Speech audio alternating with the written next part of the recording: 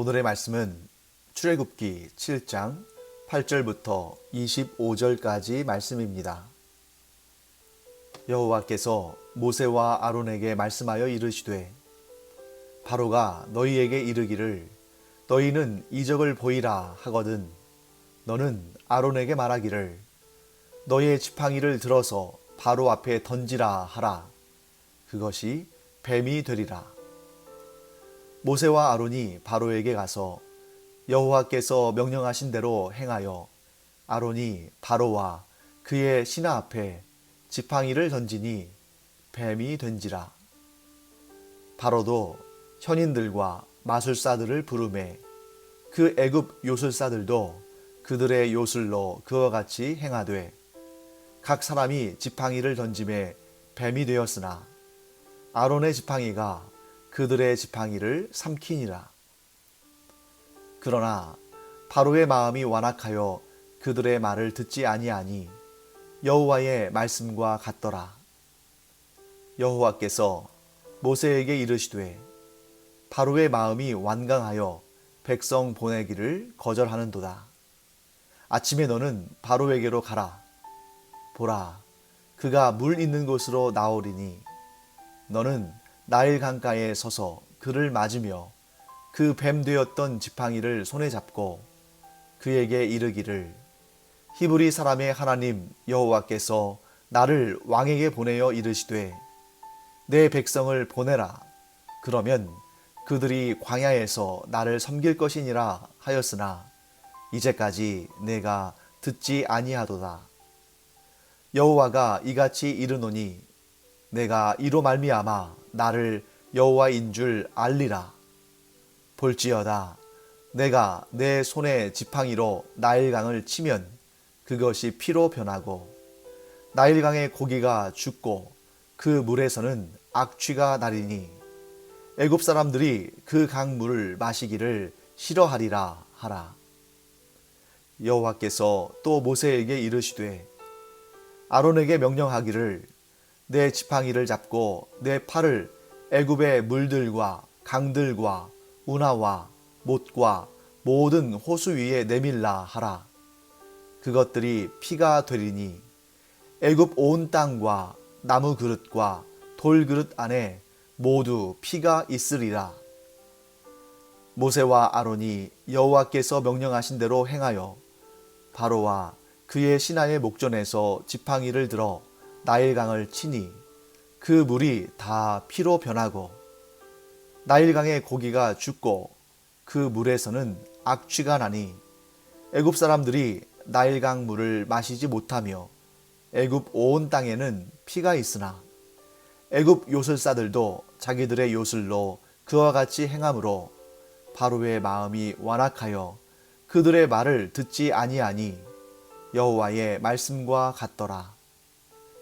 바로가 돌이켜 궁으로 들어가고 그 일에 관심을 가지지도 아니하였고 애굽 사람들은 나일강 물을 마실 수 없으므로 나일강가를 두루 파서 마실 물을 구하였더라. 여호와께서 나일강을 치신 후 이레가 지나니라.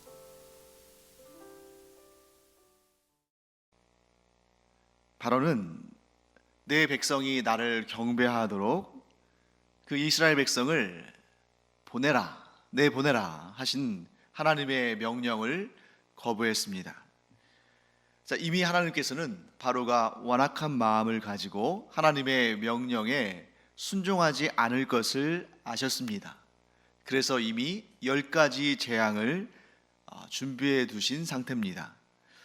하지만 하나님께서는 바로가 재앙을 경험하지 않고 하나님의 뜻을 따를 수 있는 한 번의 기회를 더 주셨습니다. 그래서 하나님께서는 모세와 아론을 바로에게 보내셔서 이 지팡이가 뱀으로 변하는, 즉 지팡이가 뱀이 되는 이적을 보여주셨습니다. 그런데 바로는 그 이적을 보고도 여호와 하나님을 과소평가했습니다.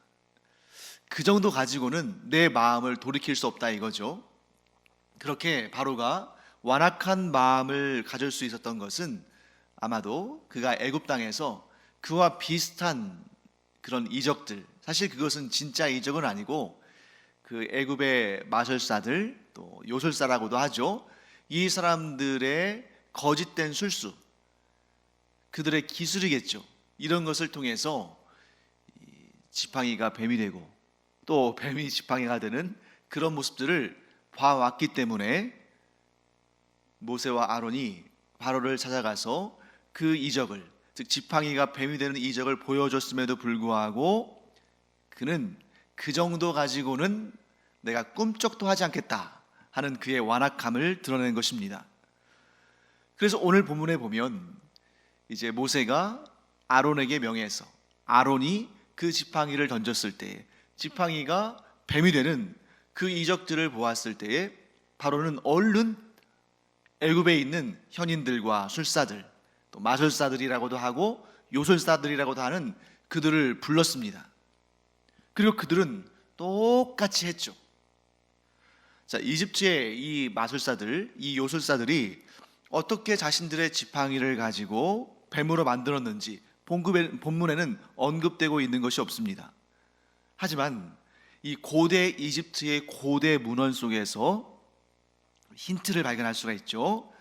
그래서 이 고대 이집트의 문헌에 보면 어떤 내용이 나와 있냐면 뱀에게 최면수를 거는, 즉 뱀의 최면을 거는 그러한 기술이 기록되어 있습니다. 뱀에게 최면을 걸면 순간적으로 강직증, 즉 몸이 딱딱하게 굳는 그러한 이 상태가 되죠. 그래서 뱀이, 길다란 뱀이 딱딱하게 굳으면 마치 지팡이처럼, 그러니까 뱀 모양의 지팡이를 만드는 것처럼 뱀이 그런 지팡이 모양으로 굳을 수 있다는 거죠. 그래서 우리도 요즘에는 잘 안 나옵니다만 예전에 제가 어렸을 때는 묘기대행진 같은 그러한 프로그램을 보면 간혹 가다가 가끔씩 이 최면술사들이 나오죠. 그래서 그 방청객 중에 한 명을 이렇게 나오라고 해가지고 최면을 걸면 그의 몸이 아주 딱딱하게 굳습니다. 이 강직증이죠. 그래서 강직증에 걸리면 그 사람을 의자 위에, 두 개의 의자 위에 이렇게 올려놓고 뉘어놓고 그 위에 이제 무거운 사람들이 한 사람도 아니고 여러 명일 경우도 있죠. 그런 사람들이 그 위에 올라가도 전혀 미동도 하지 않는, 그 정도로 몸이 딱딱하게 굳는 그런 모습들을 우리가 보기도 했습니다. 그러니까 이 애굽의 요술사들이 이 뱀에게 최면을 걸어서 강직증을 유발시켜서 그것이 마치 뱀 모양의 지팡이인 것처럼 그렇게 만들어서 들고 와서 순간적으로 그 최면을 풀었을 때에 그 마치 지팡이가 뱀이 되는 것처럼 이렇게 되는 거죠. 그런데 이것은 가짜입니다. 왜냐하면 모세와 아론이 보여준 하나님의 이적은 진짜 나무로 된 지팡이가 뱀이 된 것이고, 애굽의 술사들이 보여준 것은 원래부터 뱀이었던 것을 최면을 걸어서 강직증에 걸리게 한 다음에 그 최면을 풀어서 뱀이 되게 한 거기 때문에 그것은 원래부터 뱀이에요. 나무 지팡이가 아니라. 더군다나 모세와 아론이 가져온 그 지팡이가 뱀이 되었을 때는 그 뱀이 나머지 술사들의 그 만들어진 그 뱀, 원래부터 뱀이었던 거죠. 그 뱀을 다 삼켜버리고 이겨버리는 그런 이적도 있었습니다. 그러나 바로는 그 요술사들이 만든 가짜 뱀, 사실은 그게 가짜 뱀이 아니라 진짜 뱀이죠. 진짜 뱀인데 가짜 지팡이가 다시 뱀이 된 것, 그것을 보면서 모세와 아론이 하나님의 명령을 받아서 행했던 그 이적과 무슨 차이가 있냐, 똑같은 거 아니냐 하면서 그의 완악한 마음을 계속 가지고 갑니다. 즉 바로의 이 완악한 마음을 이 요술사들의 가짜 기술이, 즉 그들의 기술, 즉 가짜로 만드는 그 능력이 바로의 마음을 여전히 완악하게 만든 것이죠. 이렇게 참 이런 점에서 볼 때에 당시에 이 애굽의 요술사들은 사실은 굉장한, 그 당대의 입장에서 보면 굉장한 과학자고, 또 어떤 면에서 보면 생물학자기도 하고, 그러니까 그 기술을 개발하기 위해서 얼마나 뱀에 대해서 연구를 하고, 또 그 신경이나 또는 뭐 이 마취나 혹은 최면이나 이런 거에 대해서 얼마나 연구를 했겠어요. 그리고 얼마나 열심히 그 기술을 습득했겠습니까?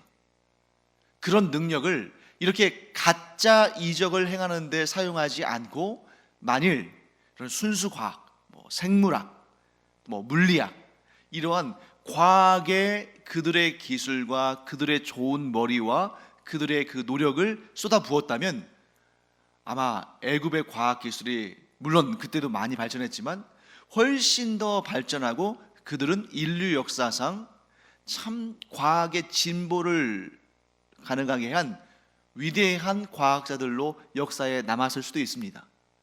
하지만 그들이 그들의 하나님께서 주신 그 능력을, 그 은사를 공부하는 그러한 시간들과 또 그것을 습득하는 그러한 노력들, 그 기술들을 속이는데, 가짜 기술을 개발하는데, 가짜 이적을 행하는데 사용했기 때문에, 그로 인해서 바로가 또 뉘우칠 수 있는 기회를 또 잃어버리는 그런 안타까운 일에 처하게 된 것입니다.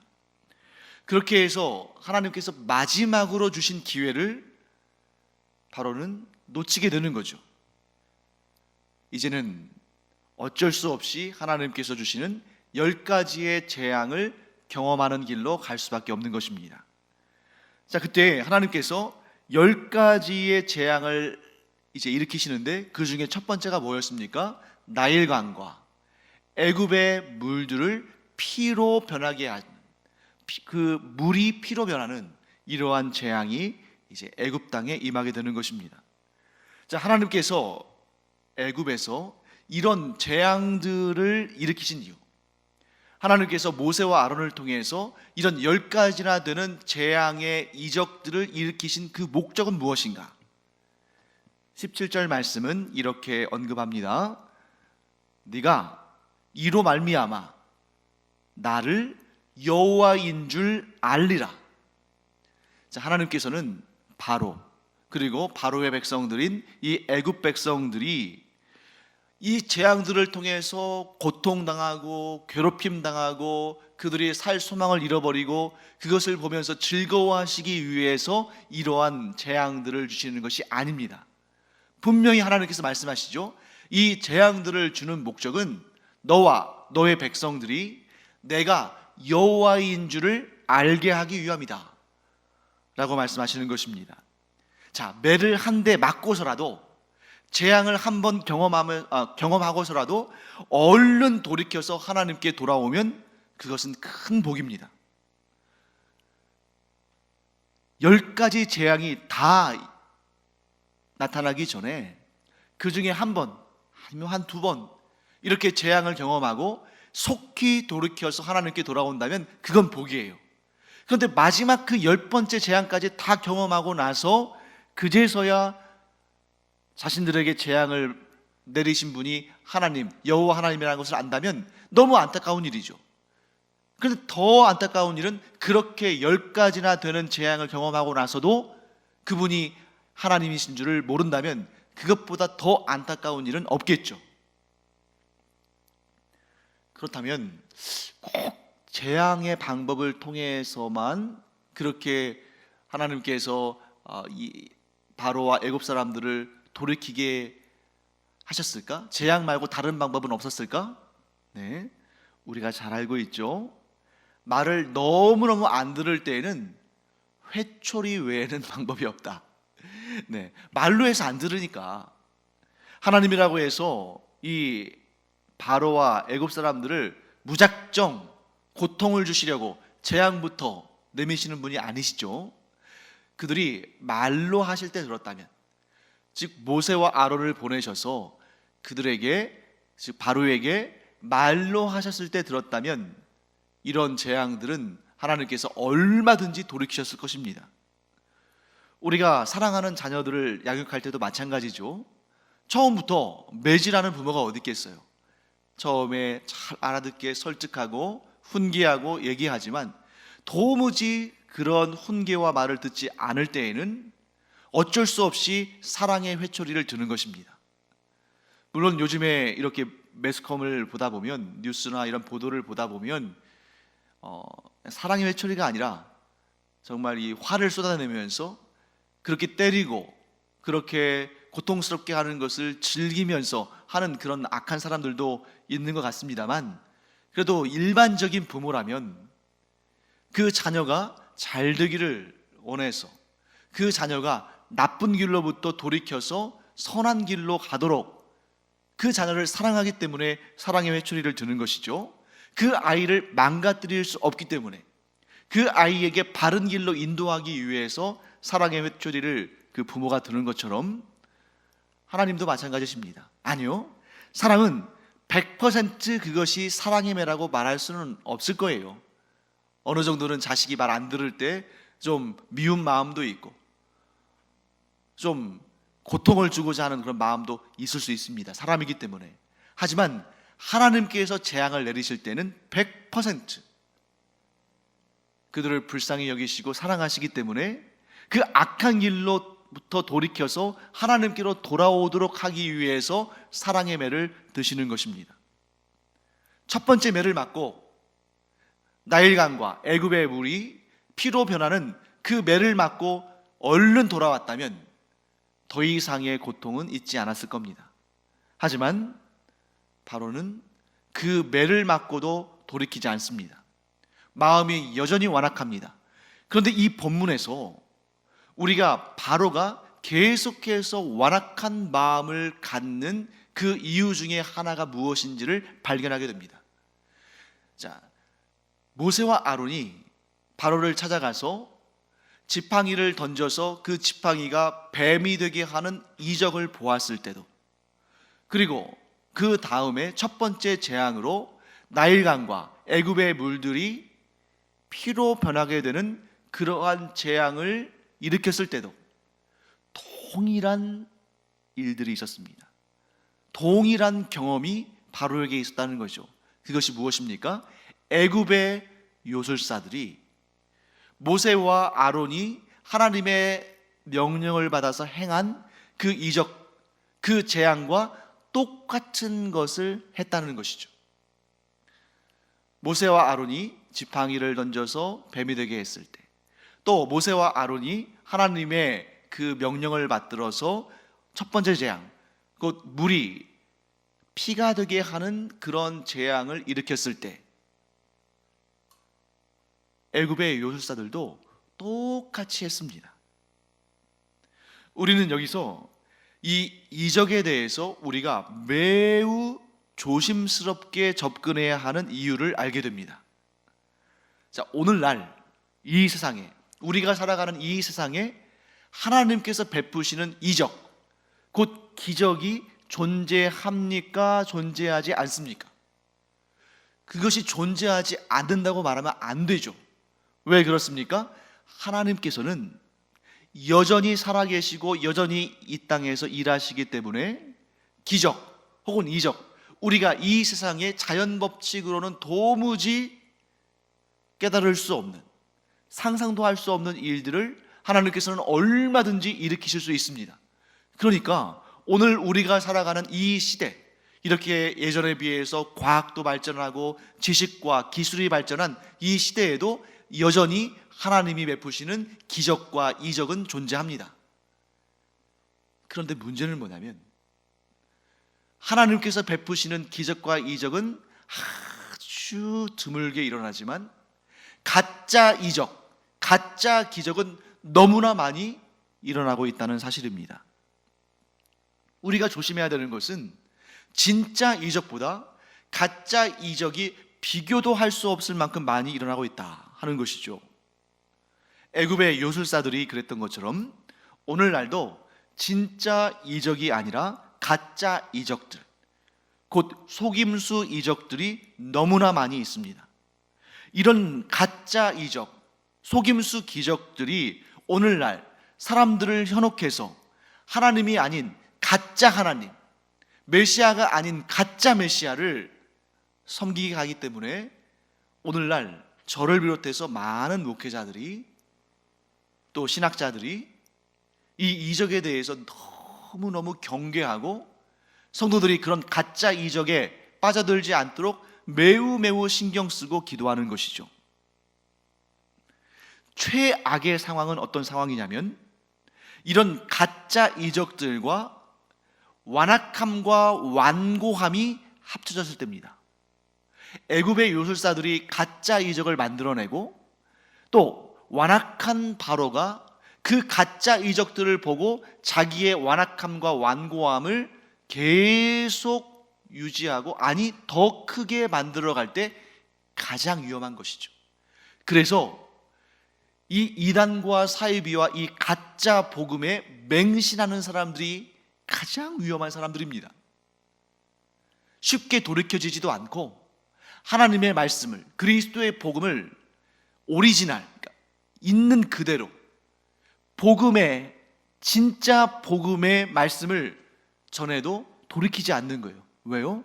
가짜 이적에 속은, 가짜 하나님, 가짜 영, 가짜 메시아에 속은 사람들이 자신들의 완악함과 자신들의 완고함을 계속해서 성장시켜 나가면서 이 두 가지가 합쳐졌을 때에 참으로 안타까운 일이 벌어진다는 것입니다.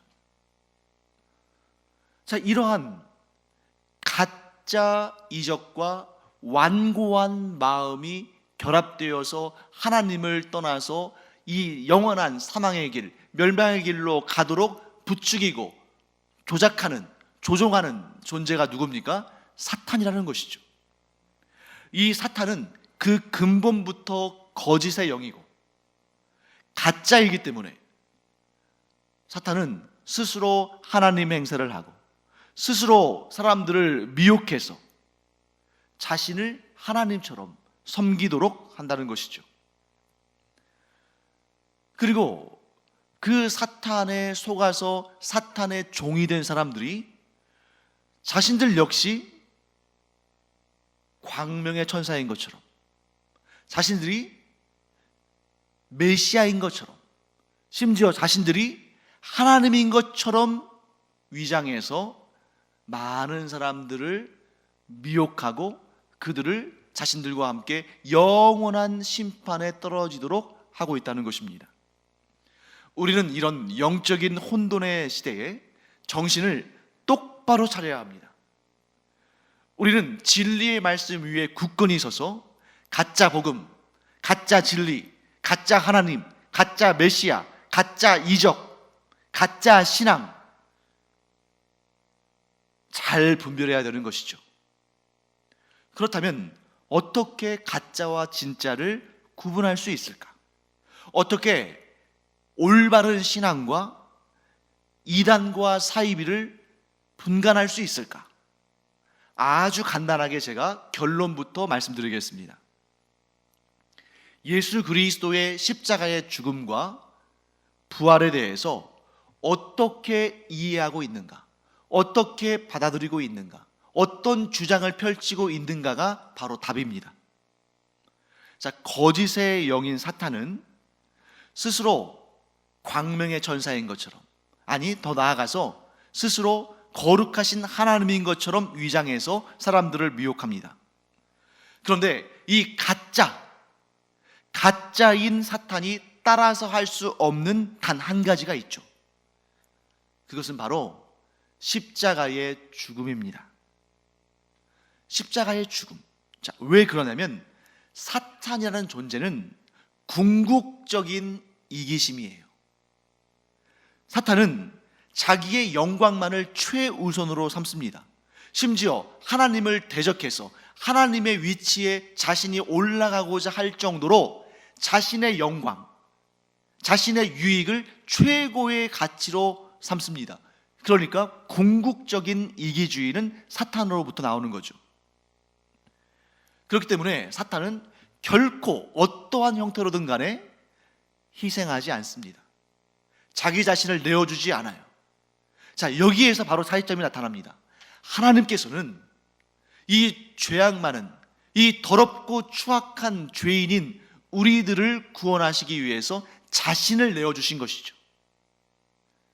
자신의 영원한 생명을 내어주신 것입니다.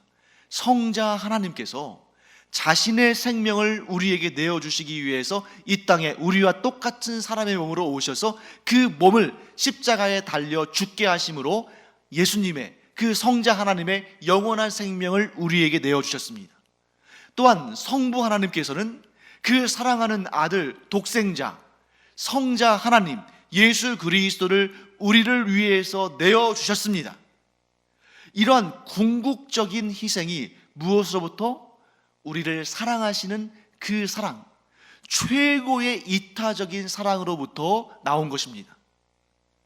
반면에 사탄은 자기의 영광, 자기의 유익이 최고의 가치이기 때문에 결코 이타적인 생각을 하지 못합니다. 그래서 어떻게 합니까?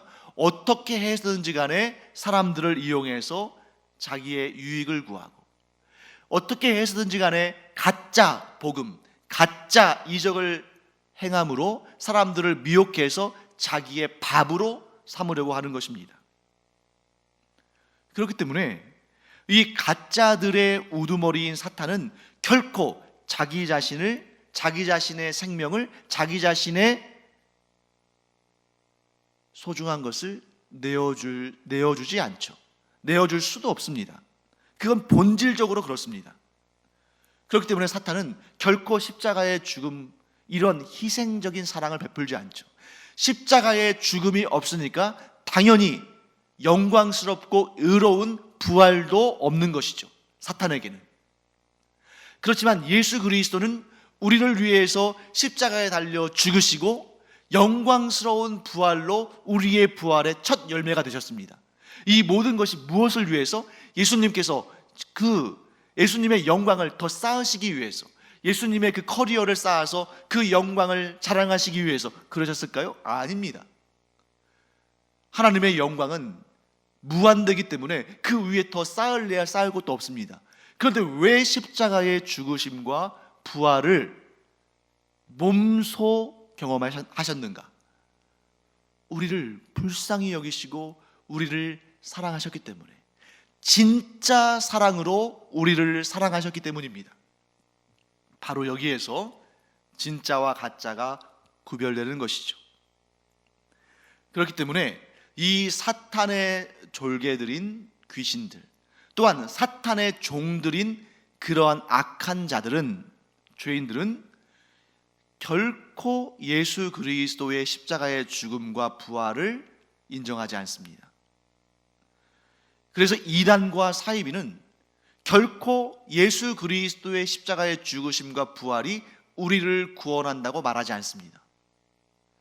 이단과 사이비에게 당신도 예수 그리스도의 십자가의 죽음 때문에 우리가 죄 사함 받았고, 그리고 예수 그리스도의 부활이 우리의 부활의 첫 열매가 되어서 우리가 예수 그리스도를 믿으면 구원받고 부활하고 천국에서 영생의 복락을 누린다는 것을 믿습니까? 믿지 않죠. 그들이 주장하는 것은 무엇입니까? 겉으로는 사탄이라는 얘기를 하지 않겠죠. 하지만 그들이 따르는 그들의 교주, 그들의 교리, 곧 사탄이 미혹해 놓은 그러한 사탄의 도구들, 이런 것들을 통해서 구원받는다고 말합니다. 전부 가짜 복음입니다. 전부 가짜 구원입니다.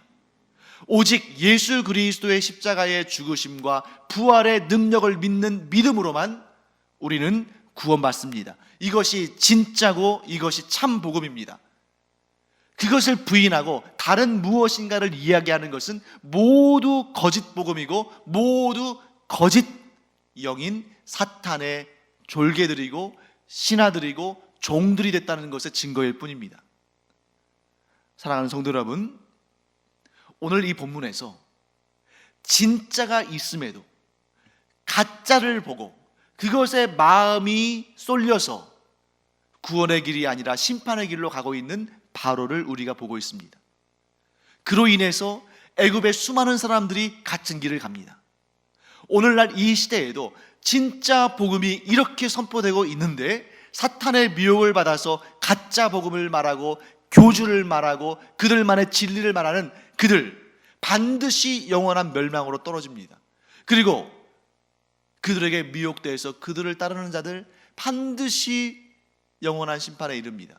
그러므로 우리는 무엇을 놓고 기도해야겠습니까? 하나님, 저들은 지금 자신들이 무엇을 하는지도 모르고 따라가고 있는데, 사탄을 따라가고 있는데, 하나님, 저들의 영의 눈을 밝히 보게 하여 주셔서 저들이 참 진리요 참 복음으로 돌아와서 예수 그리스도의 십자가의 죽으심과 부활을 믿고 하나님을 아버지라 부르는 참 그리스도의 사람들, 구원받은 하나님의 자녀들이 되게 하여 주시옵소서. 우리 이렇게 기도하면서 우리의 믿음도 지키고 다른 이들의 믿음도 우리가 하나님께서 허락하여 주시기를 간절히 원하면서 우리가 이러한 믿음의 길을 걸어가야 할 줄로 믿습니다. 거짓된 길을 가지 아니하고 가짜의 길을 가지 아니하고 진리의 길, 진짜의 구원의 길을 걸어가는 우리 모두가 되기를 간절히 축원합니다. 기도하겠습니다. 하나님, 주님의 은혜를 감사드립니다. 이 시간도 가짜 복음, 거짓된 사탄의 미혹을 받고 영원한 멸망길로 가는 사람들이 얼마나 많이 있습니까? 하나님, 저들을 불쌍히 여겨주시옵시고 저들에게 진정한 복음이, 또한 저들에게 진정한 생명의 구원이 들어가서 저들이 영원한 생명길로 나아갈 수 있도록 은혜 도와여 주시옵소서. 감사드리며 예수님의 이름으로 축복하며 기도합니다. 아멘.